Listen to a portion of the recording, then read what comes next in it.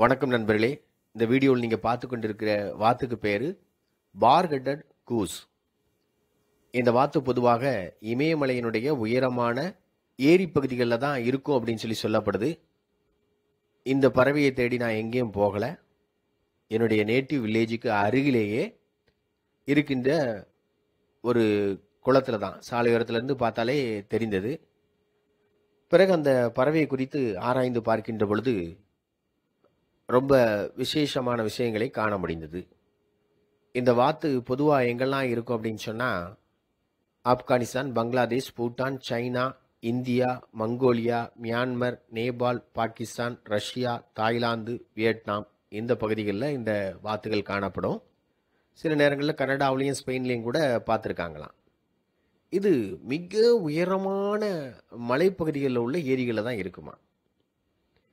இன்னும் சொல்லப்போனால் உயரமாக பறந்து செல்லக்கூடிய பறவைகளில் இதுவும் ஒன்று என்று சொல்லப்படுகின்றது.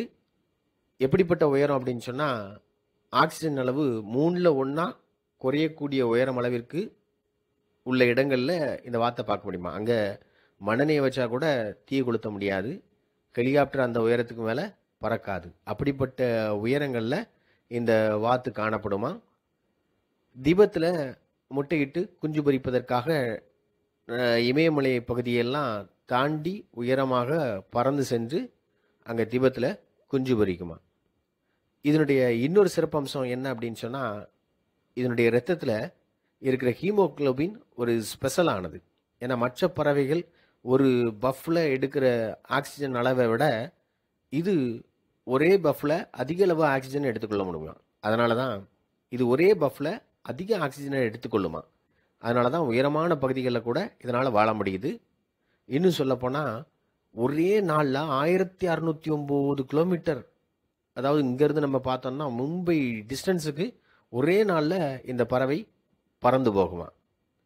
அப்படிப்பட்ட ஒரு சிறப்பம்சம் உடைய ஒரு பறவை. நீங்கள் இது வரைக்கும் பார்த்துருக்கீங்களா அப்படின்னு சொல்லி கமெண்ட் பண்ணுங்கள். பார்ப்பதற்கு மிக அற்புதமாக இருக்கின்ற ஒரு வாத்து தற்செயலாக நம்முடைய கண்ணில் பட்டது.